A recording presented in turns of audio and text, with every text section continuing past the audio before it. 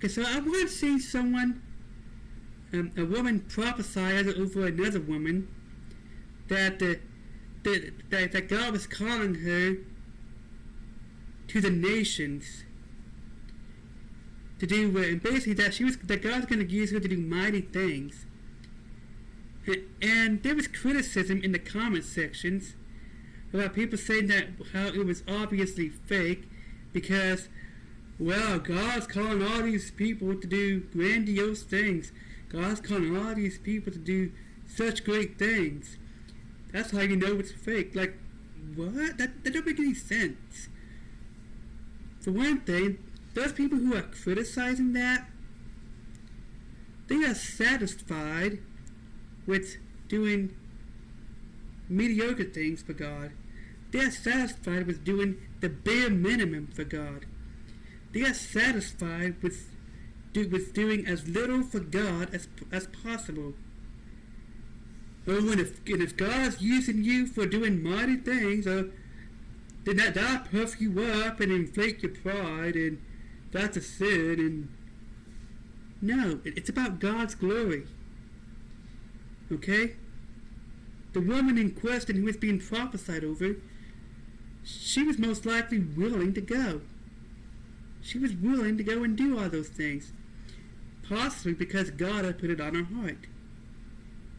Okay? See, God wants to use everybody in those mighty things, in such mighty ways. Okay? God wants to use everybody. It is a religious spirit that says, well, if God uses people in a mighty way, that's going to inflate their ego and cause them to be prideful. Or that puts the glory on man instead of God. No, it's about God's glory. Okay? God wants to use us all in a mighty way. Okay? Just because you are satisfied with doing the bare minimum for God, just because you are satisfied doing as little for God as possible, doesn't mean that it's not biblical for someone else to have a desire to do mighty things for God. Okay?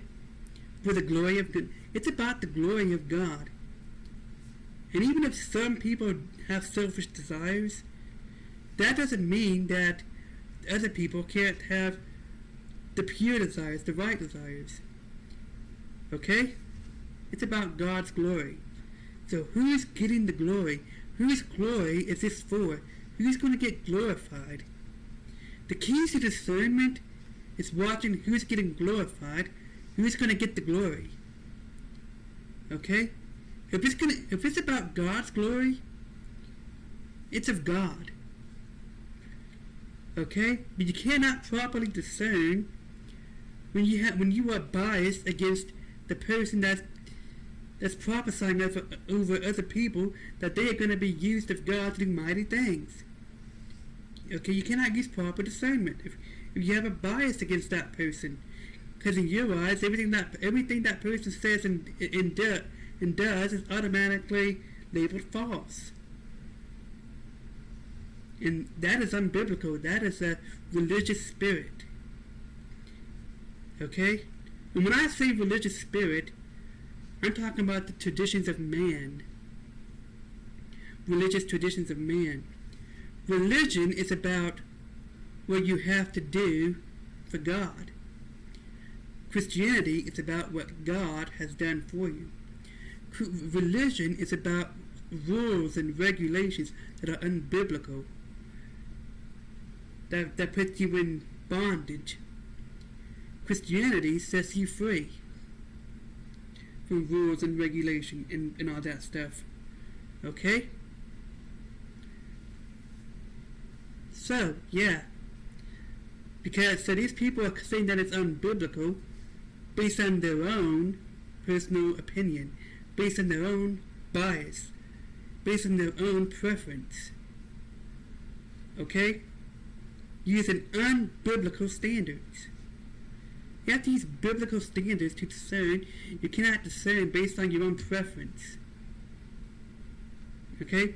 You cannot gossip about preachers, about people on the internet, about you cannot gossip about preachers and pastors and evangelists and call it exposing false prophets.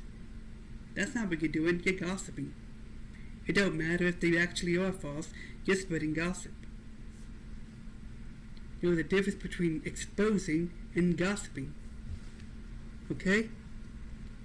And that's often, you can often tell by the attitude of those in the comment section, or the attitude in which it is done with. Okay? Now, I don't know how I got here. But yeah. Oh yeah, because this woman who prophesied over her, some people already believe that she is false. That's why I'm not going to say her name. But I can assure you, she is authentic. She is not false. Okay? Even preachers who miss it, who are wrong, slightly wrong, they're not denying Jesus in any way, shape, or form. They are not false.